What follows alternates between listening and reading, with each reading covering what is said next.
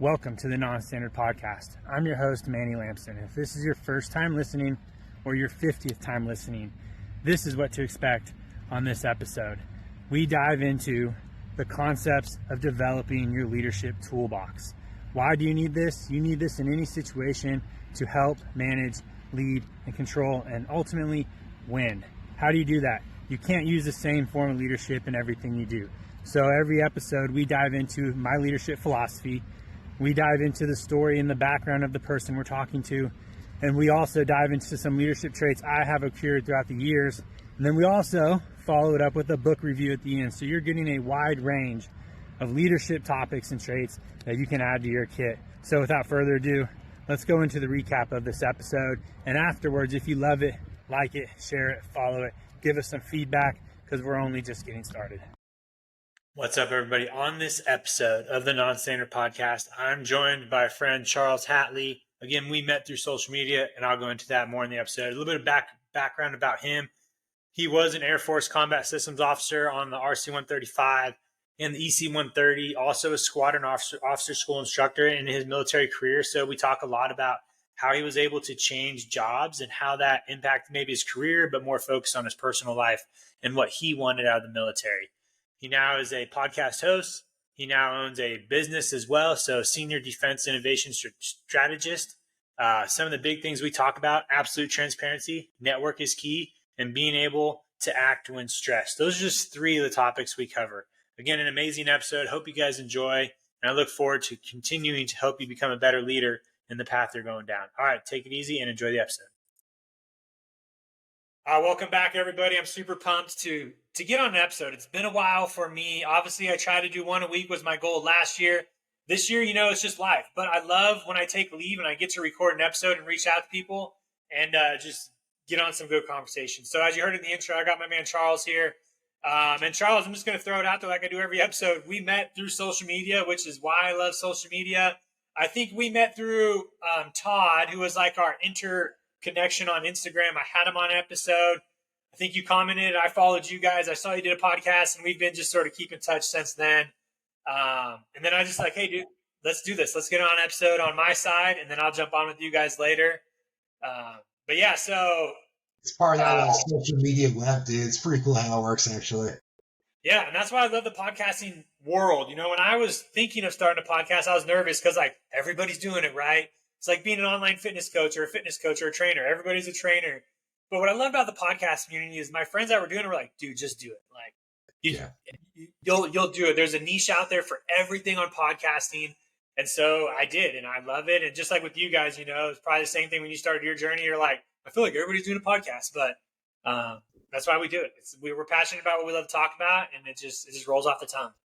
Yeah, you just got to start, man. And that's true. Like, regardless of how much stuff there is out there, I still think there's a piece of pie for everything. Even people start businesses or go off to do whatever it is. Like, there's a piece of pie for everyone. And as long as you build a community and find a niche, like, you'll be successful as long as you're consistent with it. Yeah. So we'll hit a bunch of those throughout this episode. I know, like consistency and just starting, like all those little liners. I'm like, oh, love it. But let's get the show on the road. For those listening, we always start with 3 H's: hometown heroes and hardships. It's a way for you listening to get to know my guests, but also me as well, because this is our first time talking in person. And so I get to know the individual as well. So Charles, just like before, we'll talk about your hometown, your heroes, and then your hardships. And then we'll go into your career a little bit, philosophy for leadership, and then some traits. So I'll turn it over to you. Awesome. Well, hey, man. Again, thanks for having me on the show, dude. Super excited to actually, again, talk to you in person. I know we've been connected on social media for a while, and I do think podcasts, like right now, are the kind of ultimate, medium for this kind of stuff and just have conversations. So anytime, especially for me, to kind of break out my podcasting niche that I'm in, to come on something like this, man, is cool, and I appreciate the time. So yeah, Charles Hatley, like you mentioned, where I'm from. So I was a military brat, but I do call Phoenix, Arizona, my home. That's where I kind of grew up the most. And that's, so it says, hey, where's home? I usually say Phoenix. For me, that's where I went to elementary school. The latter part of elementary school, junior high, high school. I actually went to Arizona State too. Some ASU guy. That's where I did ROTC. So Arizona for me, man, is home. I love the culture out there, and I love the Southwest. I'm in, Southwest Florida now, but there's some parallels to it. Kind of with at least the heat, right? So I like hot weather, man. So when people, crap on Phoenix, man, the desert, like I don't know, I love it. But I think we talked about this. Like I might have given you a bit of my philosophy on kind of the hero concept. You did, yeah, yep. And I'm not saying that people out there shouldn't have heroes, but how I kind of look at it is humans in general, man, like we're all capable of the same things. I don't think there's anything that really sets anyone apart from each other. I think people sometimes they might be placed in situations where they can make decisions or actions that define their existence, right? And I've seen it before where even you see a lot with like I talk about hero worship, people worship like professional athletes, celebrities, things like that. And with a lot of those people, it's like, have you ever met them? Like, yeah, they might be great in the field, but like, what kind of person are they? Like, do you actually know them? Or even, like philosophers, people who write great books, and it's even talk about the military, man. Like everyone likes, the Jocko and the Simon Sinek and all those guys, but it's like, I don't know, if you went out there and, did a workout with them, like, would you truly connect with each other? Would that be something that you'd really hang out with? Or do you just like the 30-second sound bites that you hear based off a podcast or a clip? So when I look at, for me, heroes, I think everyone has the potential to quote unquote be a hero. I look at a single mom, right, who's riding the subway to work every day and doing 3 jobs and taking care of kids. Like, to me, that's much more of a hero than someone up on the screen talking or an athlete throwing the ball around the field, or, a 3-year-old kid fighting cancer and going through chemo for a couple of years. Like, tell me that's not a hero, so we talk about hero. I guess that's kind of my perception on it is I think sometimes we put people on pedestals, and at the end of the day, I come from very like a Christian background, and at the end of the day, everyone here on earth, like, bro, you're flesh and blood. Like, I'm sorry, I don't care what title you have. I don't really care what you did. At the end of the day, I kind of look at like, dude, your skin and bones, and it's going to be gone before you know it, right? So, I don't put too much emphasis on, heroizing people. I have good mentors in my life. And I've had good mentors, in the military. We'll probably get into some of this, but, I've had some business things I've gotten into. I've had good, mentors in that. And then like on the faith side too, like kind of with my faith through my ministry, I've had a really good mentor with that. So, for me, I kind of like the more of like the mentality of like mentors versus like heroes. That's kind of like a long-winded way of saying that. And hopefully that kind of makes sense. That's, kind of like how I conceptualize and, kind of visualize my world in that way. Yeah, I think it's a good topic to discuss, right? Because mentors are throughout your life, right? You can have them periodically wherever you are in a phase of your life, right? Like, so, you're going through, let's just say for us, for instance, CISO training, or for those listening, UP or NAV school or whatever in the military, we had mentors in the Air Force, right? So there may have been mentors there. As you start a small business or, something in the fitness world, you have mentors in the fitness world, same as in, as a parent, right? We have parents that are mentors. And so that's why I think mentors are great. Whereas this is going to shift wherever you are in your life. Heroes, I think is in when you talk about like sports athlete, like I'm a Jason Kidd fan, but when I was growing up, there were obviously stuff about Jason Kidd that came out about his life that, I hated to hear, but I'm like, man, but he's still a good basketball player, like people say that about Ray Lewis, and all these people. like everybody, everybody has problems, and so that's why hero is definitely a hard word to throw around, because you have to find somebody who's like perfect, and nobody's perfect, right? We all have problems. We've all been through hard things. And I think what you hit that I really loved is we all have the ability to do it. And that's what I've noticed on my journey is when I started this, like, I guess my transformation or my journey, I was nervous because I was like, oh, I can't run a half marathon, or I can't do this or do that. But then I started reading about other people doing it. And then I was like, oh, we can all do this stuff. Like, we all have the ability to do this. We're all humans. We're all built the same. And so now I use that as a tool when people come up to me and go, hey, Manny, I don't think I can run a marathon like you. Or I'm like, dude, we're literally built the same. Like, there are 100-year-olds running marathons right now. Like, there is no excuse not to be your own hero, really, Like, that's what it should come down to is you're really your own hero to push yourself. And so, yeah, when you threw out just that everybody has the same ability, I was like, we all do have the same ability to do that. I like that, what you said, man. Like, be your own hero. Because at the end of the day, man, like, I think people, and I don't know if it's because of, social media or whatever it was. Like, my wife, Heidi, and I were talking about this the other day because she's a personal trainer, but now she's a manager of trainers at her company that she works with. And they work with a lot of influencers. And, we were talking about the idea of an influencer and how people will just watch other people's lives on YouTube, and how it's such an interesting idea that you're skipping out on your life and you're watching other people, right? And watching these influencers and what they do, and you're trying to model off of them and the things they do. It seems so either amazing or like a lifestyle I can't have or attain, when people discount themselves out so much and they look to their external world, right? And we all do. We all try to kind of pull things that kind of makes us who we are. But we look at these people doing all these crazy things, right? Or even like, I don't know. I mean, I know you're with like first, you kind of like in the first form and everything like that. Like Andy Frisella, right? Yeah. He talks about this all the time.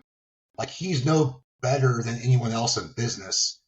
He just worked his ass off, and eventually, he built First Form and he started building his other companies. But he says it all the time. Like, if you listen to this podcast, he's like, I'm no better than you. Yeah. Like, you can go out and do this. You just have to do it. And so we all have it in our ability. We all have the ability to be our own hero in our own story. I think a lot of people just need to stop living through other people's lives and just focus on them and just go out and freaking do it, man. Yeah, I think the biggest thing you hit were a couple nuggets of, social media is there for us to pull tools that other people are doing. Like, that's why I follow successful people, is to steal bits and pieces of what they're doing and how I can incorporate it on my journey. That's why I love leadership. And I say it all the time, leadership isn't new. Leadership styles are not new. Like, no leader has created new leadership. Like Simon Sinek and all these people, they haven't created new leadership styles. They have borrowed, stolen, and twisted and adapted to their life these leadership traits. That's what I try to tell a lot of young airmen when they're nervous about leading, or like I talk about building your leadership belt, man. Like, you're not creating them. Don't stress over it. Like, watch what other people do, take what works, and then don't take what doesn't work as well. Same as in the business world of being successful.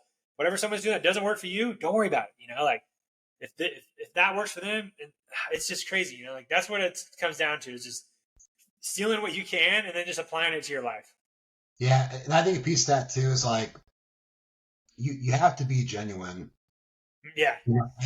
I think it's good to have an image or idea of where you want to go, what you want to be, but I mean, as well as me, man, especially in the military, like, you can see through bullshit, dude. Mm-hmm. Like, you can really see through that when someone's not being genuine and is trying to be someone else that they're not. You might be able to fake it for a little bit, but eventually you can only fake it for so long, man, before the real person gets out. And,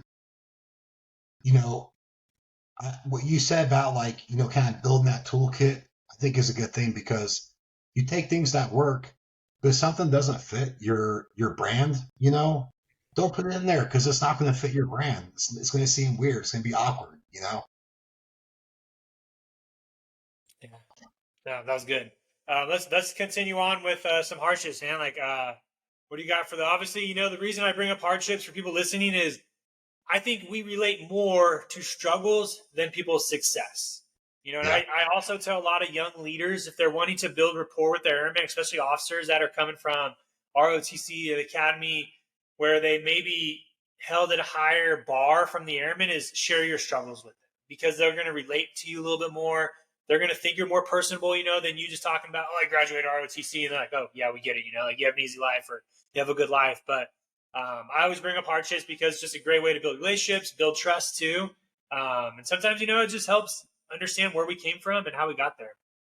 Yeah. Yeah. I agree with that in a sense, man. And I think it kind of goes even to the idea of like, as a leader, you don't want to be fully vulnerable and give every skeleton in your closet, but you want to be relatable enough and you want to give, some of that vulnerability because again, we're humans at the end of the day, like, we do relate on these things. So I'm with you on that piece, man. And again, it goes back to like being genuine with people, right? Like, it doesn't make anyone feel good to sit there and be like, oh, I'm the best at this, or I've had, perfect, right? Like, in a way, that's kind of boring too. Like, if no one's struggling, man, like, I don't know, then you in a lot of ways, like, it's not that I don't trust you, but like, you haven't been through shit. So what do you, yeah, I mean, but one thing that kind of came to mind, and I'll just kind of like, share it here, just because it was like kind of, something that kind of sticks out in my mind a lot, something about, but 2018, I had just PCS from Omaha. I was on the RC 135 and I cross trained to the EC 130, which is located down in Tucson. So only about 2 hours from Phoenix where we grew up. And my ROTC detachment had heard that I was back in the state and they had asked if I could come up and not really do like a career day, but just like talk to the cadets, like, for 30 minutes and then hang out afterwards. So I was like, yeah, cool. That's awesome. I would love to do that, give back.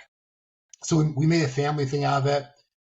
Me and my wife, Heidi, my two girls, we got in the car. We drove up to Phoenix. We dropped the girls off at some family so they could hang out with family. Then Heidi came with me to Arizona State. She was there too. So she got to go see campus, Went, talked to the cadets, had a great time. It was cool being back. And that was the last thing I remember, man, because what happened was coming home, we got our girls from the family. Then if anyone's driven on the I-10 before, especially between Phoenix and Tucson, it's a very, very rough highway. You get a lot of accidents down there, lost on my trucks, those kind of things. Essentially, we were in a really, really bad car accident coming back from Phoenix down to Tucson. To the point where they literally called 4 dead in right away. Like, I can show you pictures of the car, man. Like, it was a horrible accident. We were in a Chrysler 300. I'm a big Chrysler 300 guy. I'm on like my third right now. So we got into a street fight with a semi truck and we lost. So they actually declared my wife dead at the scene.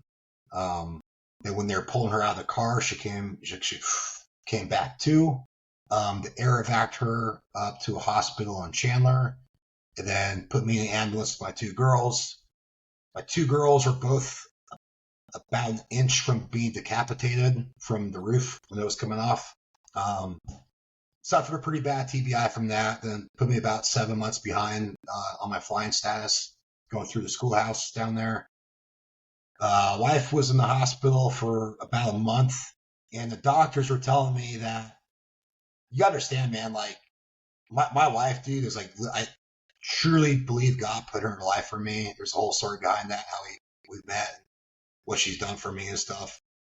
And I had doctors telling me that she was never going to be the same again. She would never know who I was again. She would never, she had probably when she was in the hospital, she could move a little bit, but they were like, she'll never be back. And I like could not fathom my life moving forward from that point, dude. Like my life like was done. Like I had not saying like, it was gonna take my life, but like my life as I know it was gone. I was never expecting for this to happen. And I did the only thing I could do that I knew what to do. And that was just to pray and trust that God would take care of her, man. And that's what I did. And literally 4 weeks later, bro, she walked out of the hospital, and that day she went and hit the gym. So like, the doctors were like, we had like literally never seen this shit happen before with the brain injury that she had. She had like 3 massive brain bleeds going on, all this stuff, man. And it was just a whole thing, dude. And that we recovered from. And it was a hardship during the time, but like there were so many silver linings that came out of that, and so many good things that, hopefully people take this as like, whenever hardship does happen, and I'm summarizing a lot because there's a lot of feelings that were happening during that month, dude, is no matter what happens, there's going to be good that comes out of it, right? You can ask, well, what good came out of your wife, almost dying, and having all this happen? What good came out of you having a TBI, which I could talk about because for me, I had the TBI. Then a year later, I got a TBI in Afghanistan, and that just happened, bro. So some people would be like, "Well, what's the good out of that?" Good things happen out of it, right? And so you have to look for those silver linings. And again, you gotta like learn from that. You learn about yourself. You learn about other people. So all hardships, I think, create sort of a little piece of your persona, right? That you take from, and that you learn from, and that you grow from. So it was a hardship, man. But like we also, this sounds weird, but we look back at it with kind of some fond memories that came out of it too. And for us, that really bolstered our faith and our believing, right? And just made us appreciate life more in general, man. Like almost had everything taken away from me that day. So like you bet your ass, dude, after that, like the air smelled better, everything was sweeter. Like you just you can't take stuff for granted, That's what I'm kind of trying to say. No, yeah. I think, you hit on a couple of big points is, hardships usually provide or open up opportunities or light, in areas that we are more grateful for, more appreciative for. And it just shows us that there's more out there. It made me think with what I saw with where you're at now, when you went through that, obviously it looks like it inspired you really to start those things, right? That you were just like maybe nervous about, or pursuing. You're like, hey, we got to do this now, because you honestly don't know when you're going to be able to do it again. So did that inspire you now as you start all these new businesses and these paths in your life? Is that something where you're like, hey, we just got to start it now? And we talked about before, that's one of the ways you sort of move through your life right now. Yeah, I think it did kind of create, I won't say a sense of urgency, but it kind of does make you realize like, hey, tomorrow's not guaranteed for anybody, and you kind of got to think about like, and I say this with, we get caught in the daily grind, dude, all the time. And, some days you're sludging through and it is what it is, man. And, there's a lot of days where I forget about this and I'm just going through the routine, man, because that's what we do. But, I use it as a hook for when I do get some of those days where I find myself being ungrateful or being pessimistic or wishing I had this or wishing I was doing that. And, I look back and it's like, well, you're here, dude. Like, you could have not been here. Your family could not have been here. So I use that to kind of dig in when I get to those mental spots that aren't optimal. And, when something like that does happen, yes, like overall, it does make you realize, like, at the end of the day, you gotta move. You gotta go do stuff that you want to. You gotta build the life that you want and you desire. Otherwise, it's just gonna pass you away. And God forbid something happens to you or to someone that you love, and you're sitting there wishing, oh man, if I just wrote in that, resume to go for that job I wanted, or if I had just made that connection, or if I had just, started that podcast, or just tried out for, maybe, military, maybe if I just went and tried out for a certain unit or position that I wanted, and then you're stuck, wishing you had done something when you could have acted on that wish. It's almost a reason why I try to teach young airmen to go do hard things, right? Not necessarily go through a hard situation where, it's like a life or death situation or they lose somebody, but put themselves in difficult situations where, one, they come out better and they understand. Sometimes you just have to start and you have to do hard things to appreciate some of the other things. And that's why, we talk about a lot. Success, and I think we talked about it right before the show. If you know somebody who hasn't been through trouble and they're successful, I don't think they're that successful. Because most successful people have went through rock bottom. They've went through some sort of struggle. They've bounced back. They've been tested, right?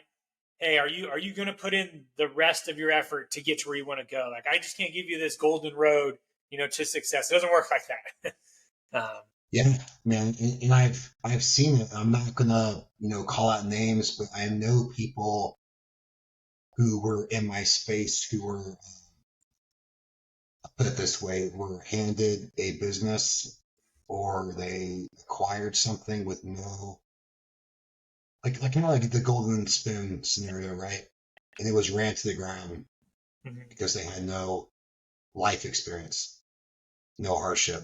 And when things got hard, it was like, oh, well, it's all good. Let's move on to the next thing. Yeah.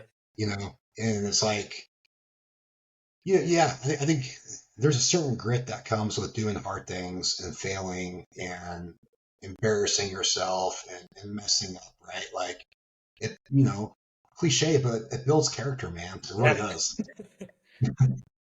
So let's talk about some of the character you got through your career, man, because I know you went through some tough stuff. Obviously, you cross-trained from one platform to another, which isn't easy to do in any sense, in any officer job.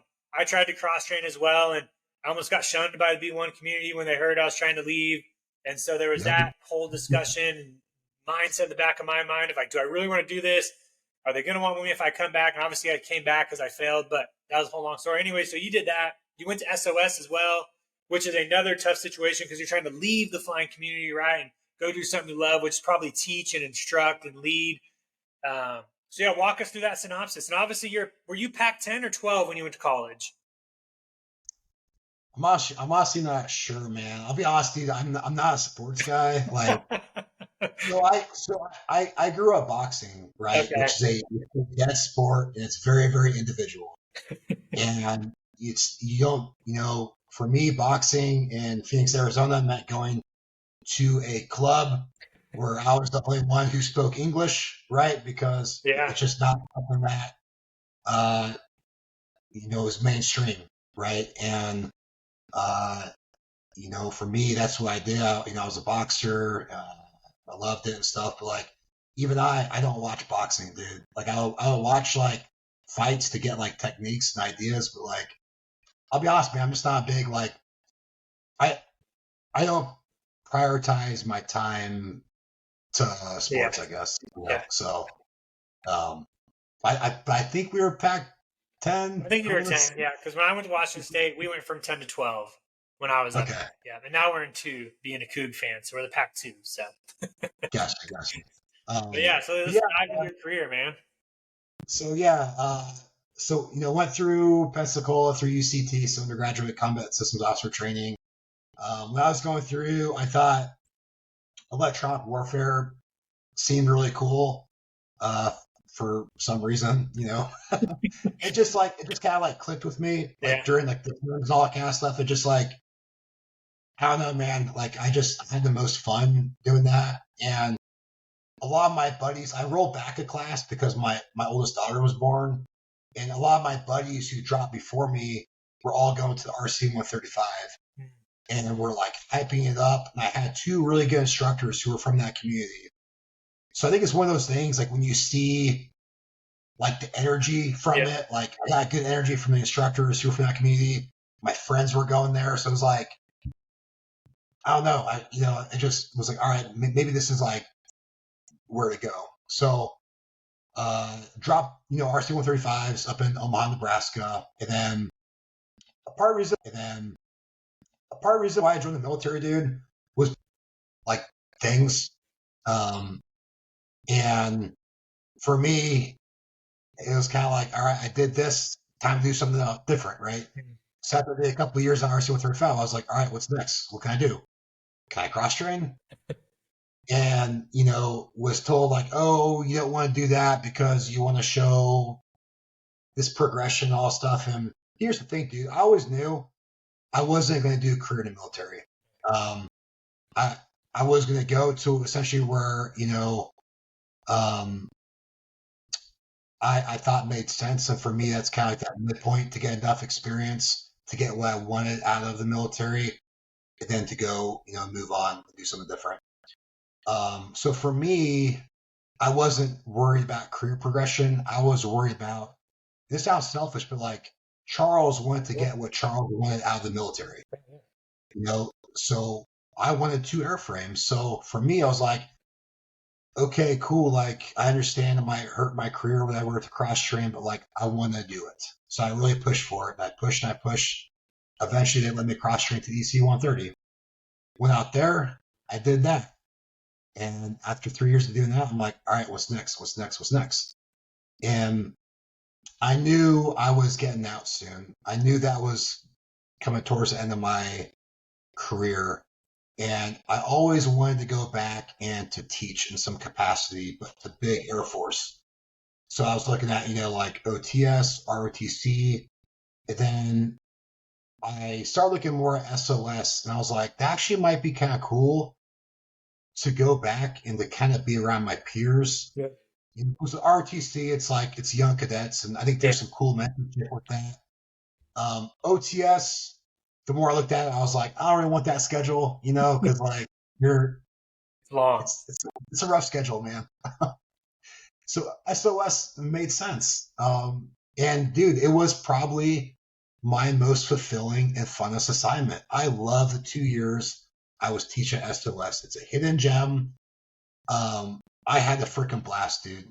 Every 8 weeks, I got 14 students, captains from all different career fields. And I got to, lead, mentor, and learn from them for, the 5 weeks there if they were there. It was awesome, dude. It was a great time. And again, I looked at the military for me was, I wanted to get what I wanted out of it, and I did. And towards the end, I just felt like, all right, it was time, and I had just picked up the promotion to 04, some major, right before I was getting out, and a lot of people were like, oh, like, why aren't you staying in? And there's even a story behind that, because, and for those listening out there, so I was passed over for major twice. Okay, I got picked up for major on my 3rd time, which is pretty. It's like a 1% chance of that shit happening, man. Because of paperwork issues. So for those out there, watch your paperwork. Because for me, what happened, going back to the accident, and there's some silver lining stuff like that, I missed an OPR that year. Gotcha. Because I was in the schoolhouse for about 6 months longer than I should have. And they didn't write me an OPR, they wrote me a training report, but it didn't meet the timeline. So I missed it when it went up. Everyone missed it, man. It is what it is. And then, I had to recover paperwork wise from that and, get back. So yeah, everyone was like, dude, like, why aren't you staying in? Like, you got the promotion and all this stuff. And it's like, dude, my time is done. Like, I did what I wanted to do. I got what I wanted out of the military. in the military was also a great avenue. I was able to start businesses while I was in, so I had a good income from the military that allowed me to launch other things. And that's a whole nother discussion, man, because I'm not saying don't put 100% into the military, because you should. And at the end of the day, especially depending on your job, it's needed from you, right? Like in fact, you got to put more than 100% in. You got to put 200 fucking percent in sometimes. But you also have to take care of yourself. And depending on what legacy that you want to build, depending on what amount of wealth that you want to build, you got to do other things. Like you have to. Whether it's a side hustle, whether it's building a business, whatever business that is for you, like you gotta do other stuff. I'm really big on that. Like I'm really big on you gotta have multiple income streams. You gotta build things up, because if one gets taken away, that's okay. I got more coming in. I'm still building. I'm still doing what I need to do. And I'm still getting experience from different things, right? So then after, SOS, man, for me, that was a highlight. And I'm ending my career on the highlight due with a good taste on my mouth, right? And moving on to the next thing. So. A lot of nuggets in there, man. A lot of nuggets. I obviously do believe in, finding those extra passions, because the way I look at it is the military doesn't really set me up when I get out, right? Like a lot of people think like when you get out of the military, like you're golden and you're ready to go with life. No, like if you're waiting to start your life when you get out of the military, you're starting too late.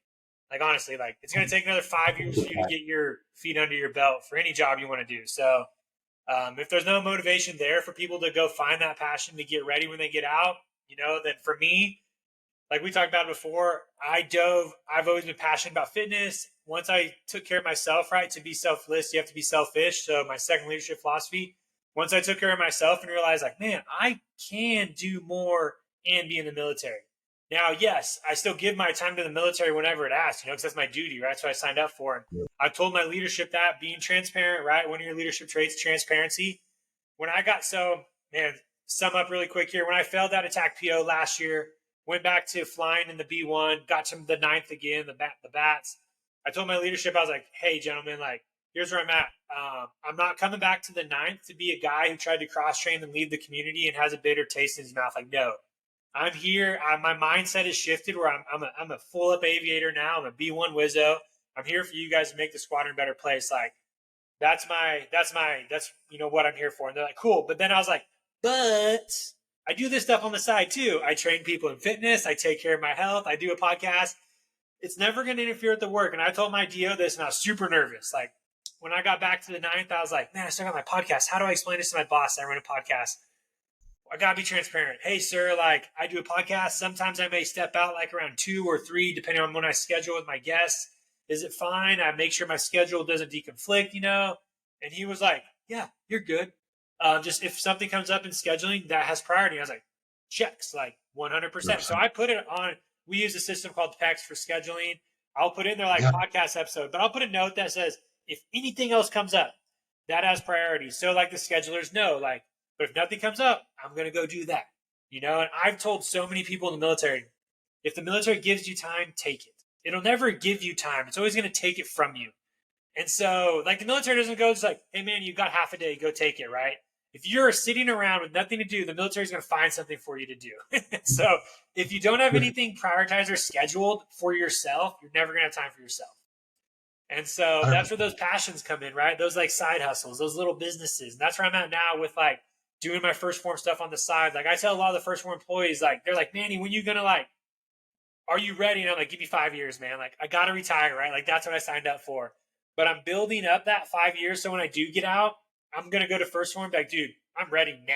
Like, I'm ready to jump. I'm not waiting to start with first form in 5 years. Like, no, because then I'll take another 5 years to get ahead. Like, I need to get out and be able to jump ship, make the same income I can when I retire from the military. And that's what my coach helped me do now with, like, my commissions and my clients, He worked out, like, dude, if you want to retire and make the same income from first form that you're making now as active duty, here's how many clients you need. Here's how many. And I was like, oh, dude, let's start now. So when I get out, that income isn't lost, and it's just extra with my retirement and my my disability and stuff like that. Yeah, dude, and like I'm not. Again, it goes back. It's like when you're in the military, it's tough because Yeah. even on the officer side, I saw a lot where like if you're doing extra stuff, everyone's like, "Oh, like what? That's risky. What? Why are you doing that? Why are you starting a business?" And it's still frustrating because so many times I just want to like. This sounds very, very like conceited and cocky, but I just want to take like my income from my business, put in their face, and be like, "Well, look at this. This is why I do that, right?" So that sounds douchey, but like I'm being honest in the fact that like yes, you have to set yourself up, man, because one day the military is gonna end. Yeah. If you haven't networked, and if you haven't built up, right? Like even with what I do now, I had options. So when I got out of the military, I had options. I had just opened a Kava bar out in Las Vegas in the last year that I was in the military as a business partner. I had an option to go out to Las Vegas and California and to do more stuff with him. I also, through networking, again, this is why networking is critical. If you're not networking, one of my mentors always told me this. He said, your network determines your net worth. Mm. And it's so true. You're not going to get a job by applying through LinkedIn or Indeed, whatever it is. Yeah. You're gonna level up by who you surround yourself with and the relationships that you make. That's key. Like if you're not networking right now, like it's not too late, but you gotta start building that network. And it's not to just take value from people, it's also to provide value. Yeah. Yeah. Right. And it's like having a really good network base you all understand, especially like within like business.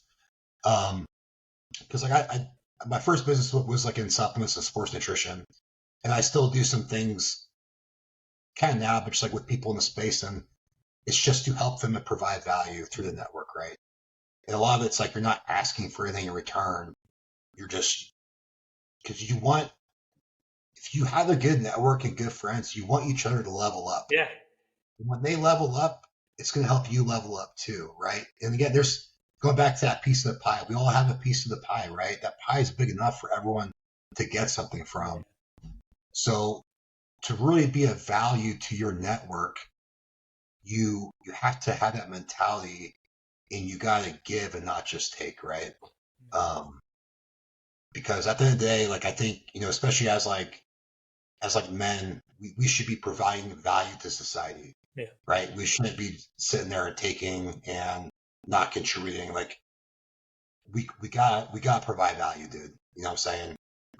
We're built to like build and create and to do things, man. You know what I'm saying?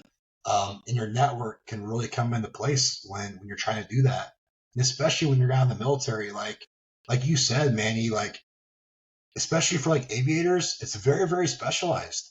There's not a lot of jobs that are directly correlate. Like if you're a pilot, like yes, for sure, you can go to airlines if that's what you want to do and stuff. But for a lot of career fields, like that, what you've been doing for the past, 5, 10, 20 years might not directly correlate to the outside. So you have to build skills, you have to network, and you have to, again, put those systems into place and those processes to either, help your income, to bolster things, or to start, developing those passion projects that can maybe turn into something else down the road once you plant that seed. Yeah. So I'm 100% with you on that, man.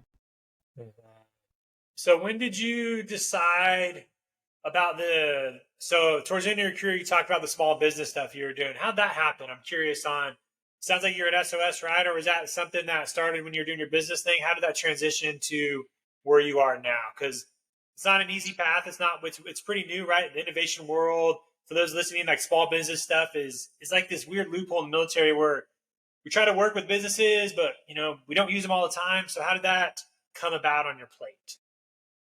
Yeah. So how that's kind of happen?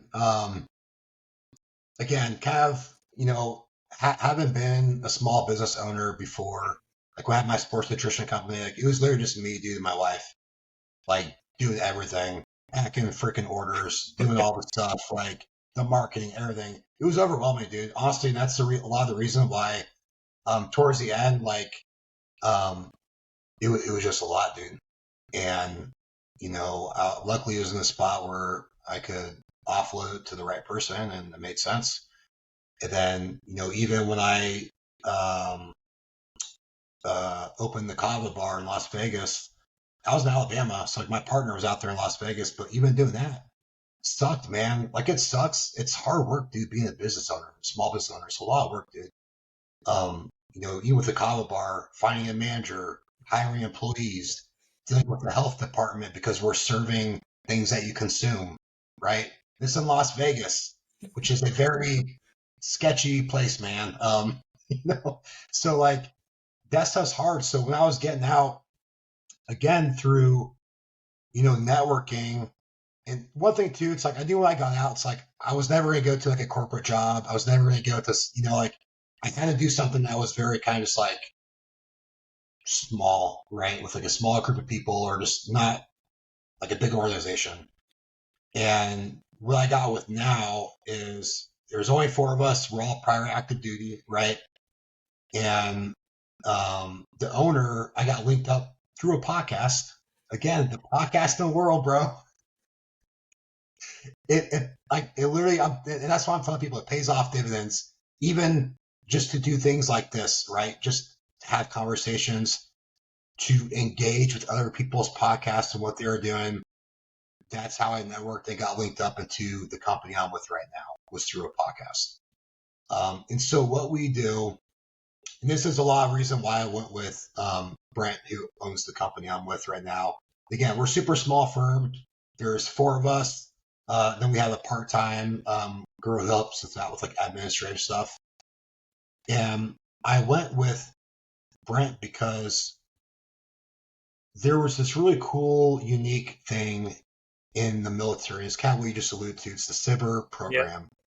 Yep. And what it does, it allows small businesses out there, so businesses under 500 people, to essentially get a foothold into the DoD, which we all know it's so hard because you have the Lockheed Martins, you have the Raytheon, you have all the big guys who lobby on Capitol Hill, and it's all their stuff. And there's so many small businesses out there who have awesome tech, and it's effective and it's cost effective and it's more efficient, but they just don't have an avenue to get to the warfighter, which when you actually dive into the acquisition process and everything, because there's so many things that could be more efficient and more effective, right? But such a big beast. Yeah. This little world that we live in, I love it because I get clients, right? I pick up clients, these small businesses, and I help them get their technology into the DoD. And it also helps these small businesses get funding from the military. And for a lot of these small businesses, man, like $1-2 million, it is a game changer for them.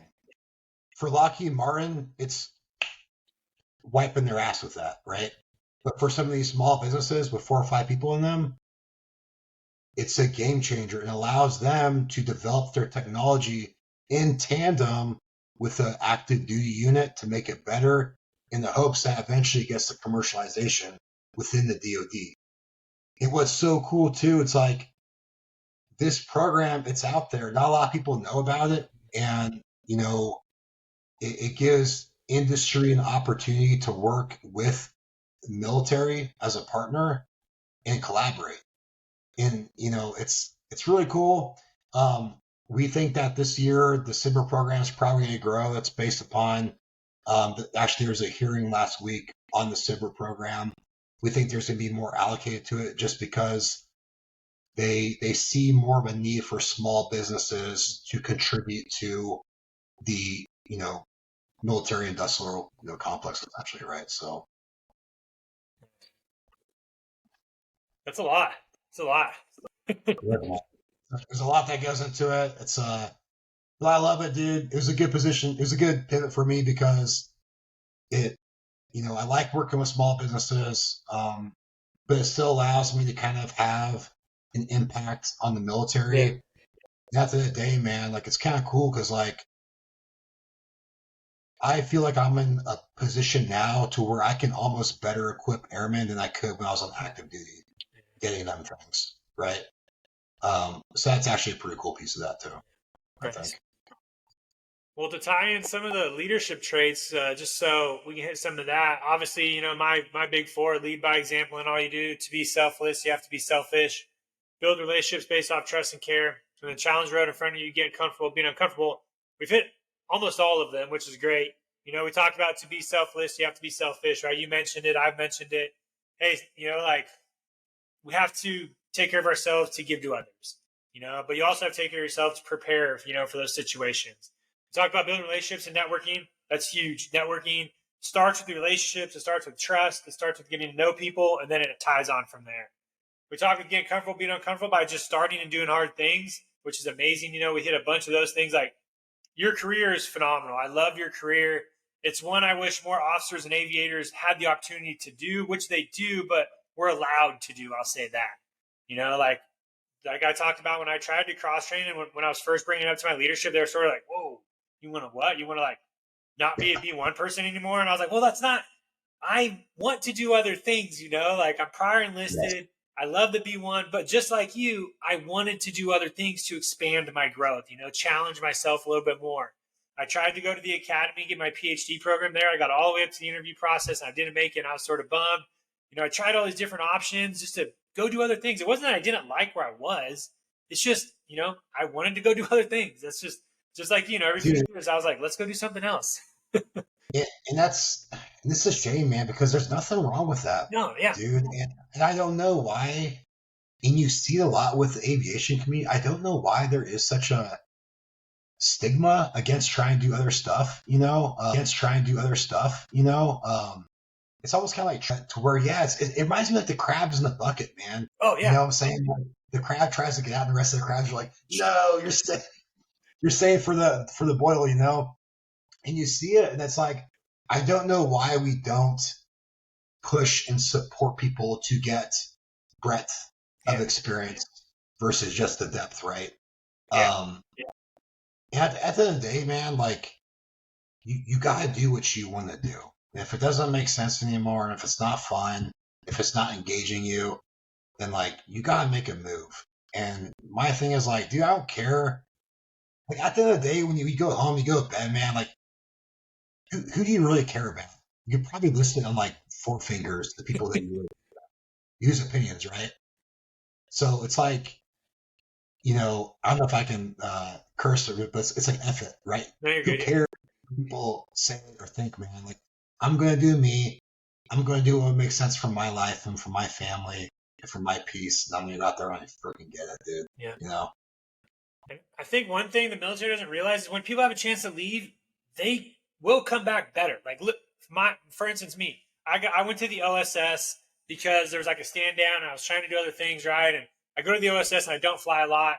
But when I have the opportunity to come back and fly, I'm more passionate. I'm ready to fly again. I'm not burnt out like a lot of these majors that are still flying the B1, Like I said before, I came back to the B1 and my mindset wasn't like my old Manny where I would have been upset I failed out of this one job. I'm going back to flying. I'm just going to sit here and waste time. I was like, no, shift my gears. Let's go be a good aviator. Let's get back in the upgrade train.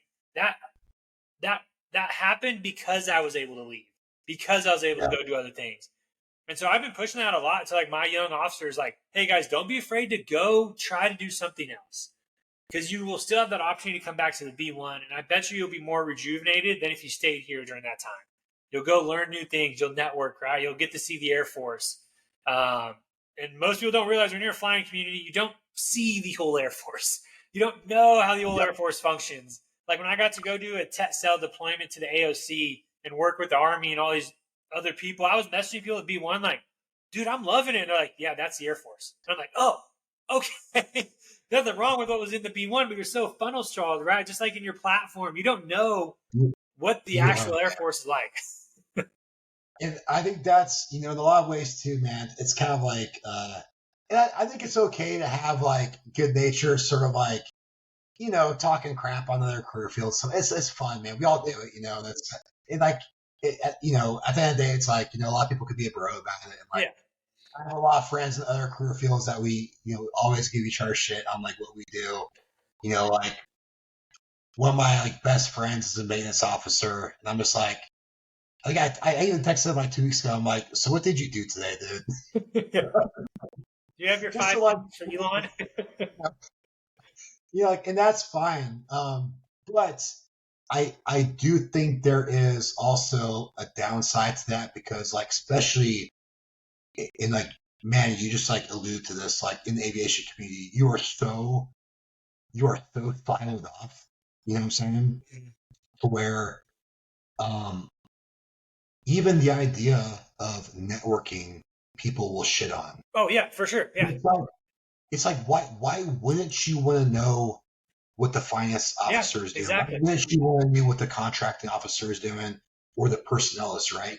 Like it just makes you that much better of a big A airman. Yeah. To know overall how the Air Force functions. And if you need something to follow on, your freaking network, dude. Yep. So if you have an issue in other spots, if you have a paperwork issue, wouldn't that be really nice to have a personnel officer in your pocket that you could call up and text like, hey, bro, my PRF didn't say this, or my OPR was freaking missing. You know what I'm saying? Like, it'd be nice to have those kind of things. So I do think there should be kind of a more of a culture shift, kind of like within our communities. I do think we kind of silo each other off a little bit, become a little bit more tribal. And it is kind of weird to see, that kind of mentality. But what was nice when I was at SOS is I did see that start shifting a little bit. Yeah.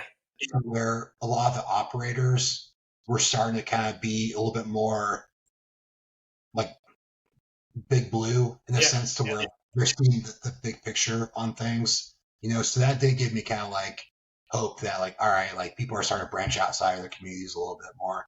Yeah. I honestly have not hated being more blue. When I joined as a young officer and got into the B1, I was like, no big blue, B1 for life, right? Like, I will never drink from the jug, right? Like they say. But, my daily ops is pretty blue right now as an ADO, right? I supervise airmen, I supervise flights, I'm checking emails, I'm going to meetings. And I have found the better I am at that, right? The QUEEP, the more productive I am in the B1 because I'm just better with my time schedule. I understand how to do things and I take it more appropriate.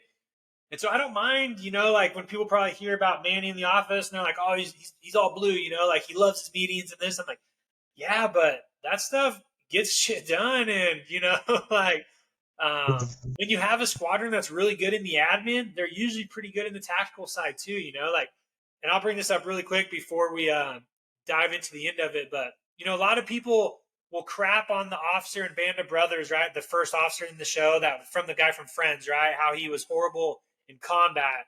But I tell a lot of people he was amazing in the admin, which allowed his unit to do so good when they deployed or when they went to war, like the way the show was.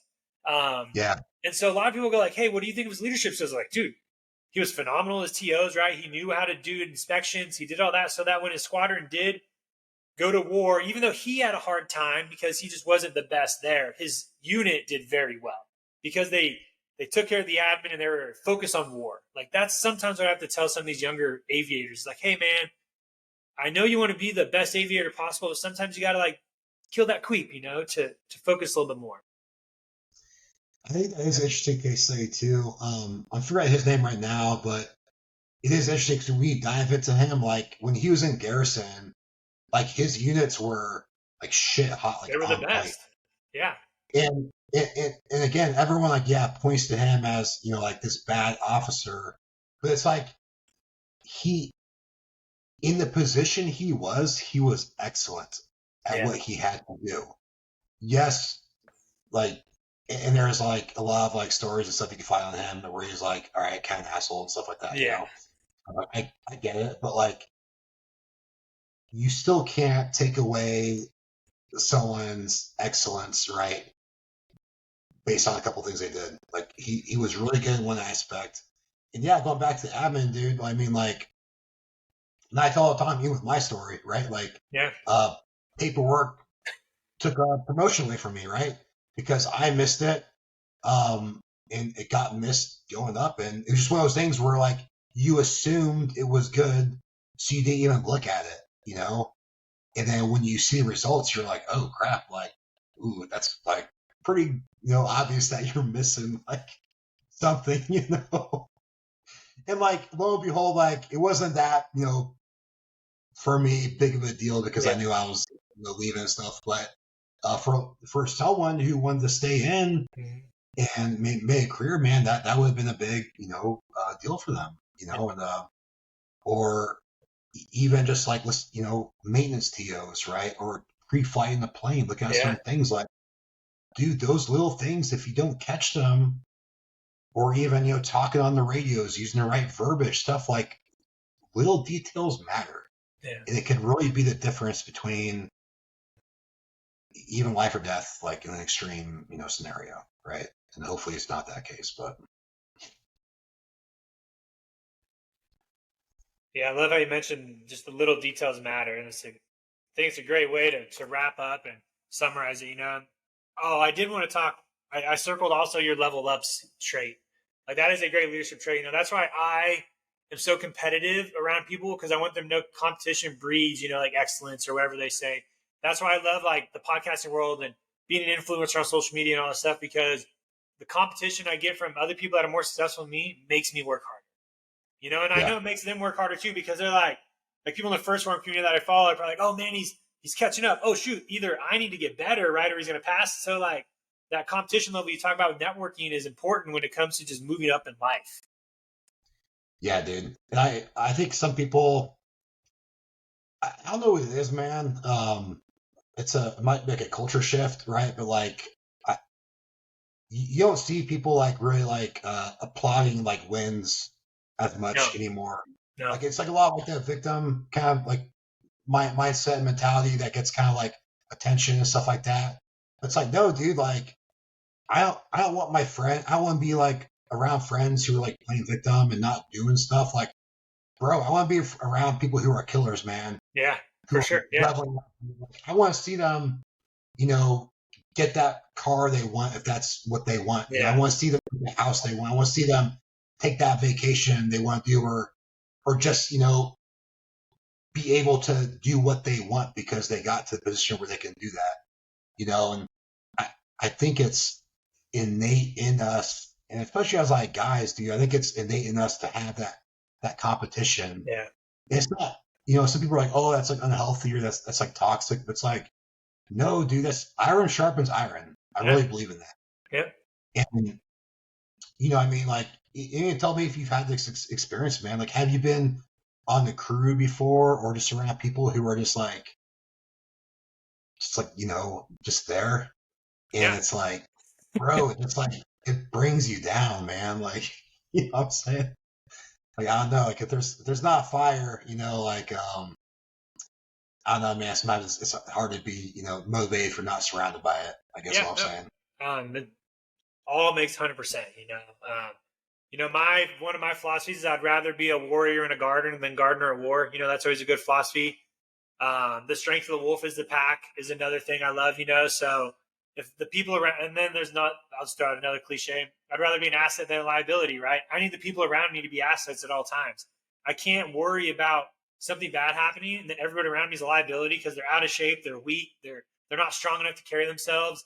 I need killers, man. Like, hands down. Like, I'm breeding my kids to be killers, man. Like, they are going to go into their workplaces and be the hardest working people there, be stoned. They're going to be stubborn, probably like me, but they're not going to be passive. They are going to, and I just made a post about this, they're going to be the solution, not the problem, and it starts with us. It starts with, oh man. And that's why I love where we get on these tangents at the end of a show where it's like, oh man, it's getting juicy. But, well, even I would say it even goes into like fatherhood, man, dude, which is a whole separate leadership discussion in itself, dude.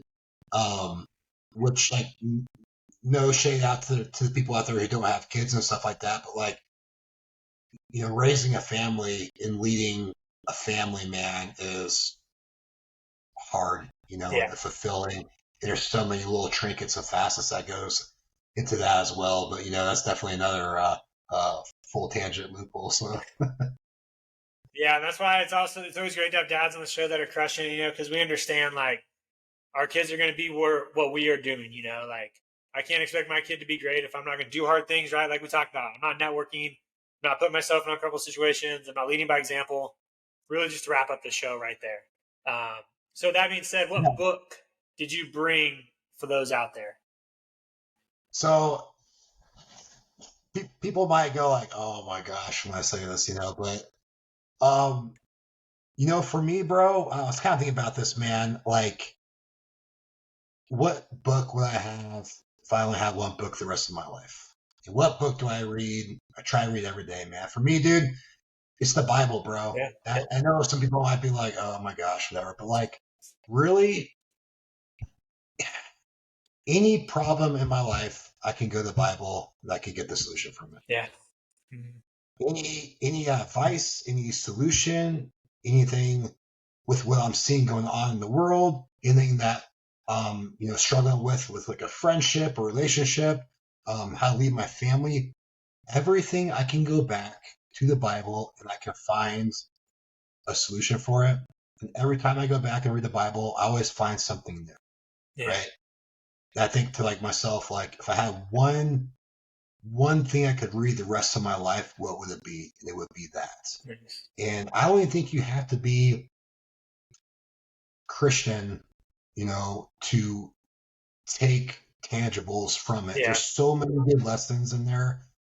And if you look at so much stuff out there, man, like, self-help, leadership, all that, a lot of it stems from the Bible, dude. Yeah. Just how to live your life, I mean, like, so for me, man, that's what it is. I kind of thought that I was like, all right, legit, like, no shit, like, what book would I never give up? Yeah. And that would be it, so. No, I appreciate it. Yeah, the same. I agree with you wholeheartedly. If there's a book where, and I don't read as much as I should, but I know, just like you, if I were to ask myself, like, what book could I just jump into right now? Like, that would be it, and it's always there. Yeah, it's always available. It is. Yeah. The book I brought, I just finished reading it for the second time. It's called The Coaching Habit. Say less, ask more, and change the way you lead forever. It's a book that talks about 7 key ways to ask a question in a conversation to get the most from them, right? Because conversation should be about them. It's a deep question, though, man. It's a great book for people just to. And I love when we have these discussions on books, because there's books that you can apply right away, right? Like this book that I mentioned. Then there's books that you should just be reading all the time to learn from, like the Bible and all these other ones. So I'm glad we're able to bring these 2 different books into our show for those to read. And I'll drop that in the show notes as well. But do you have any final thoughts or any final parting shots or anything like that? I will say, I want to give you, props on something, man. Kind of going back to like, being a dad and stuff. And didn't want to lose the thought while I had it. Obviously, this is your show, so I know that your followers follow you on social media and see it. But, you're talking about leading by example and just talking about like, raising your kids. And, for me, man, fitness too is a huge piece of my life. And, with my wife and I, and, yes, like fitness is not like going out to war. It's not a battlefield. It's not, putting yourself at risk, but like it's doing something hard, and it's getting up every day and it's doing something hard to start your day with. If you crush a workout, the rest of the day, man, you probably get through it, man, because you did something hard already. I see, with the death cave that you got, bro, you get up there every morning, man, and I know it gets cold out there too, dude. So I see some of your posts, man, you're out there like, but killing it, bro. And like, I think some people can kind of shit on that as like, oh, you guys are spending too much time exercising and doing all this stuff. And it's like, dude, no, like you have no excuse, especially as like a father, not to be doing that, especially when you have kids looking up to you, not to be taking care of your physical health, not to be putting yourself through physical hardship, every day. Yeah, take an off day when you need, because like rest is good for muscle recovery and all that kind of stuff. But like, Yeah, I will say, man, I kind of respect that, dude. I know that's what, a lot of what I see from you is, that kind of like physical output that, goes into your brand as well. I think you're doing it right, dude. And, it's good to see the culture shift, I think, with a lot of dads right now. Because for a little bit, remember like 4 or 5 years ago, we guys about having a dad bod and all that kind of stuff and about just Hey, that chilling was with the me. beer. I was there. Yeah, I seen your transformation pics, man. So like it's good and it's needed to have more of this push for, especially for men leading families, to have that kind of persona and that kind of outlook, man. So I just want to say, props on that, dude. Keep it up, man, 'cause it's good shit. So Appreciate it. We'll wrap it up here, and then I'll get all your info. I'll put in the show notes for those listening. Thank you if you made it through the rest of the episode. I really appreciate it. And then if you took anything, obviously I always have notes, so I hope those listening have notes as well. Just please save, share, like, and follow. That's all you got to do until the next one, man. All right, Charles, until I jump on yours, dude. yeah, bro. Enjoy the day.